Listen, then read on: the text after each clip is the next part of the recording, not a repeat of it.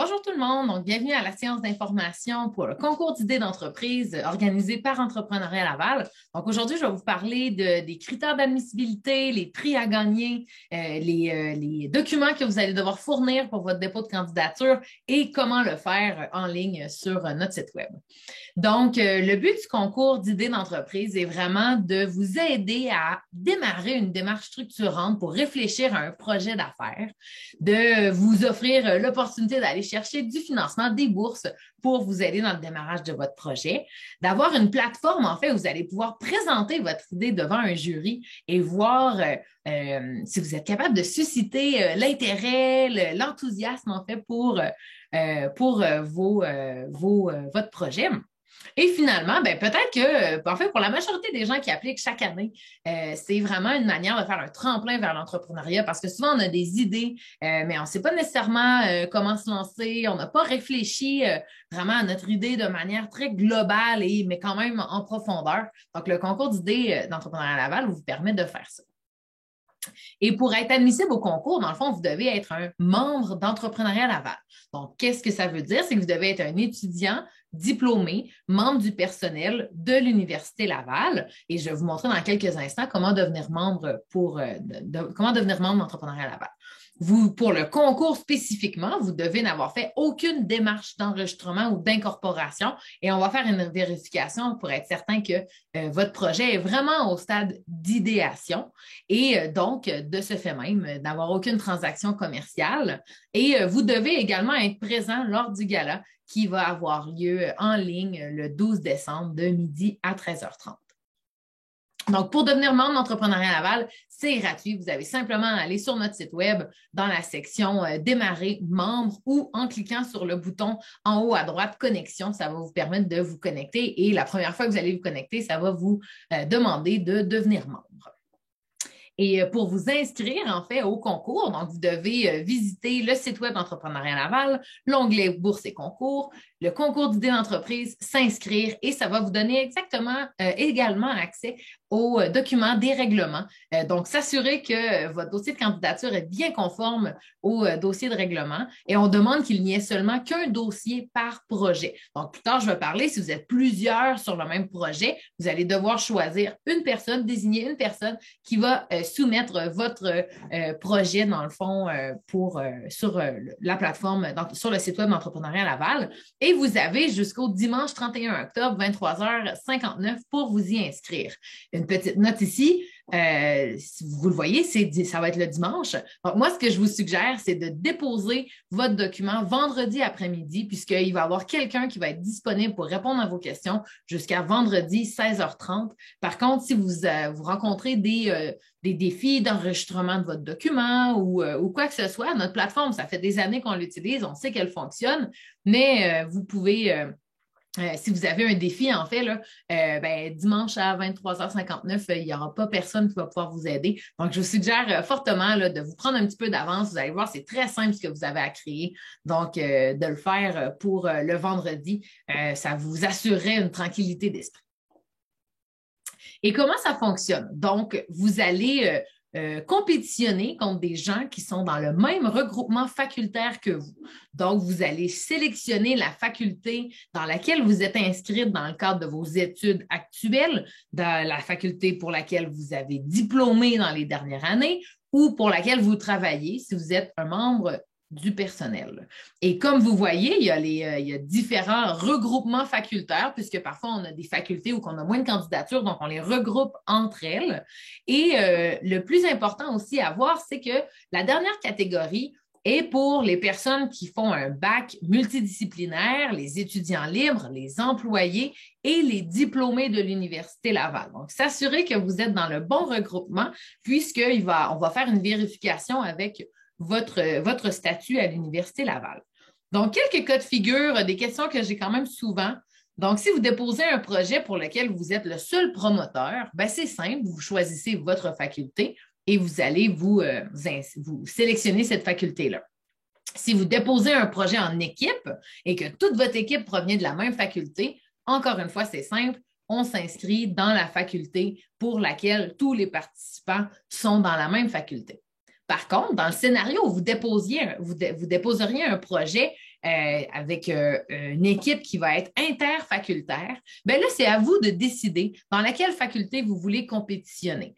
Encore une fois, les gens vont compétitionner, vous allez compétitionner contre les mêmes personnes dans la même faculté ou dans le même regroupement facultaire, comme vous le voyez à l'écran, peu importe l'industrie ou le secteur d'activité de votre idée d'entreprise. Ce qui est vraiment important ici, c'est le regroupement facultaire, pas le type de projet que vous allez créer. Donc, je vous invite à choisir la faculté dans laquelle vous croyez avoir le plus de chances. Eh bien, un concours, on a plus de 10 000 en bourse à gagner. Donc, comment ça fonctionne? Pour chacun des regroupements facultaires que je viens de vous montrer, il va y avoir 2 bourses. Donc, le premier prix de 500 le deuxième prix de 300 Il va également y avoir une bourse entrepreneuriat responsable, donc pour le projet qui va s'être démarqué quant à l'impact que, dans le fond, le projet va avoir sur l'environnement, l'économie, la société, la cohésion, en fait, du modèle d'affaires et comment on va démontrer qu'on va avoir un impact positif sur le futur grâce à notre projet d'affaires. Et il va également y avoir un grand prix BMO, Jeune entreprise innovante. Donc, encore une fois, le nom le dit, c'est pour une idée de start-up, jeune entreprise qui va avoir un côté innovant. Donc, comment déposer sa candidature? C'est bien simple. Donc, vous avez 2 éléments que vous devez produire. Un texte qui va décrire le sommaire de votre projet et la présentation des promoteurs. Vous le voyez ici à l'écran, c'est très clair qu'est-ce qu'on veut voir dans la présentation sommaire du projet. Donc, c'est un maximum de 500 mots. Si vous en faites moins, il n'y a pas de problème, mais c'est maximum 500 mots. On doit comprendre, en fait, votre projet avec une description claire en quelques phrases. On doit comprendre qui est votre clientèle cible, quel problème vous ciblez ou quel besoin auquel vous allez venir répondre, pourquoi votre solution est unique, donc qu'est-ce qui va vous différencier de ce qu'il y a déjà sur le marché, vos objectifs d'entreprise pour un peu la mission et la vision que vous voyez pour votre projet d'affaires et 250 mots, encore une fois, maximum, pour la présentation de qui vous êtes, comment votre parcours académique, votre formation, qu'est-ce qui fait de vous que vous êtes la meilleure personne pour ce projet-là? Si c'est une passion, pourquoi, où avez-vous découvert cette passion pour votre projet? Donc, c'est vraiment de nous parler de vous quant au porteur du projet et ensuite de créer la matrice du modèle d'affaires responsable, qui est un document d'une page que je vous présente à l'instant. Donc, je vous suggère de regarder la vidéo. Donc, c'est une capsule de la matrice du modèle d'affaires, puisque à l'Université Laval, on met vraiment au cœur de la mission en tant qu'institution l'entrepreneuriat responsable. Donc, on a des professeurs de la Faculté des sciences de l'administration qui ont développé cette matrice du modèle d'affaires responsable et c'est celle-ci qu'on utilise pour le concours d'idées. Donc, vous devez regarder la vidéo. C'est une vidéo d'environ 20 minutes qui vous explique en détail comment fonctionne le modèle d'affaires, comment on veut s'assurer la cohérence de chacune des cases et comment bien remplir chacune des cases. Ils ont également créé une matrice avec les questions pour vous aider à remplir chacune des cases et un document, donc un PDF que vous pouvez télécharger et remplir de manière de manière électronique, donc directement sur votre ordinateur. Voici à quoi ressemble la matrice du modèle d'affaires responsable avec les questions pour vous aider à le remplir. Voici la version que vous allez pouvoir remplir et une petite note ici. Vous allez vous rendre compte que vous pouvez ajouter de l'information dans le texte et que le texte va simplement devenir plus petit. Ma note ici, c'est de bien faire attention parce que les jurys vont évaluer en 10 et 15 dossiers chacun. Donc, si votre document est difficile à lire, non seulement ils peuvent perdre de l'intérêt pour votre projet, mais en plus, vous allez voir plus tard, dans les critères d'évaluation, il y a jusqu'à 10 points qui peuvent être perdus pour le soin du langage ou la lisibilité de votre projet. Donc, assurez-vous, le mot d'ordre ici dans la matrice du modèle d'affaires, c'est vraiment d'être concis, clair, de démontrer qu'on a bien réfléchi à notre projet d'affaires, la cohérence entre chacune des cases, que ça se tient, notre projet. Donc, parfois, on le sait, d'en mettre plus, c'est pas toujours mieux. Donc, ici, le mot d'ordre est vraiment d'être concis.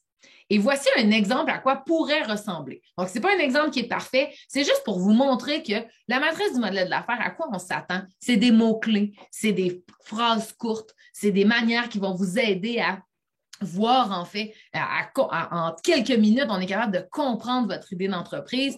Faites pas comme mon exemple ici, assurez-vous que vous remplissez vraiment bien toutes les cases, mais comme vous le voyez, le but, c'est que ça soit cohérent, clair, qu'on comprend qu'est-ce qu'on voit, qu'on est capable de voir la totalité de votre projet et vous pouvez le faire à l'aide de mots-clés ou de phrases courtes. C'est amplement suffisant. Donc, les critères d'évaluation sur un total de 100 points. Donc, 25 points sont alloués au sommaire du projet et à la présentation des promoteurs. Encore une fois, bien important de respecter le nombre de mots parce que ça serait vraiment dommage d'être disqualifié à cause que vous avez soumis trop de mots. Vous pouvez aller moins de 500 mots, moins de 250 mots. Encore une fois, si vous êtes très concis en 200 mots ou en 400 mots, il n'y a vraiment pas de problème, mais le but est de ne pas dépasser.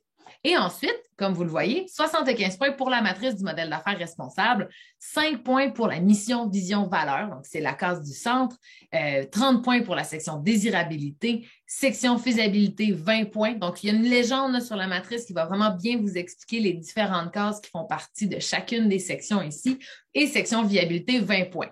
Donc, comme je l'ai dit plus tôt, jusqu'à 10 points peuvent être perdus pour la qualité du document. Donc, assurez-vous que vous révisez en fait votre dossier, vous le passez sur Antidote et qu'on peut lire clairement votre matrice du modèle d'affaires. Vous allez le voir quand vous allez la remplir. C'est facile des fois de rendre le texte super petit et malheureusement, si vous êtes le 15e dossier que le membre du jury va regarder puis qu'il y a de la misère à lire, bien, ça se peut qu'il y ait un peu une perte d'intérêt, comme je l'ai dit plus tôt. Donc, les trucs gagnants, on va être clair, on va être concis, on va être convaincant. Et pour déposer votre dossier de candidature, donc vous allez sur notre site web, s'inscrire, comme je vous l'ai montré au début de la présentation. Vous allez donner un titre à votre projet. Encore une fois, il n'y a pas de point pour le titre du projet. Assurez-vous simplement que c'est un titre qui est accrocheur. Vous allez pouvoir le changer pour votre projet d'entreprise. Si vous démarrez votre projet, vous vous rendez compte que vous devez changer le nom, il n'y a vraiment pas de problème. Le but ici, en fait, est vraiment qu'on comprenne quel est votre projet et qu'on est capable d'avoir une idée de dans quelle industrie vous êtes et pourquoi, dans le fond, on devrait s'y intéresser. Le sommaire du projet, c'est là que vous allez copier-coller votre présentation sommaire du projet, donc les 500 mots et présentation des promoteurs. Donc, les deux éléments viennent dans la section sommaire du projet. Vous allez choisir un secteur d'activité, c'est ce que vous voyez ici à droite. Donc, le secteur d'activité, c'est vraiment un titre indicatif.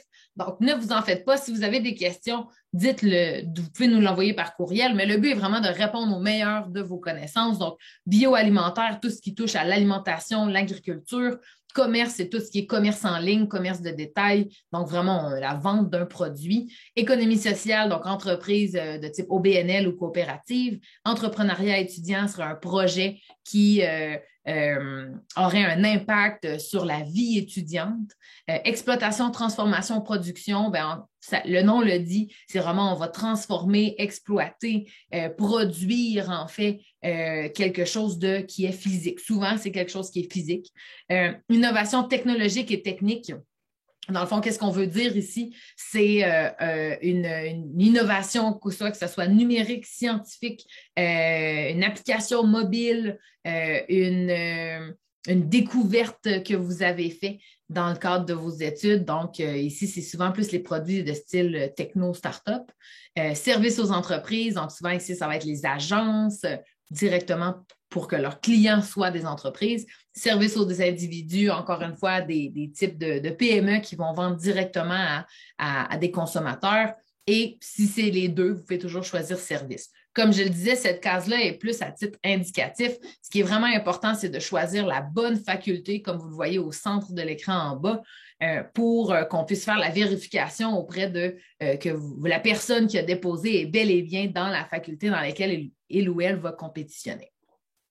Pour la matrice du modèle d'affaires, ben, en fait, elle doit être remise au format PDF. Donc, c'est quand même très simple. Ça fait plusieurs fois que je vous donne le lien. Vous allez pouvoir la télécharger. Bien important de la télécharger sur votre ordinateur et non de la remplir dans votre navigateur. Parfois, ça peut causer des défis. Donc, assurez-vous que vous la téléchargez sur votre ordinateur, vous la remplissez, la sauvegardez et déposez le document au format PDF ici dans la section sur notre site Web.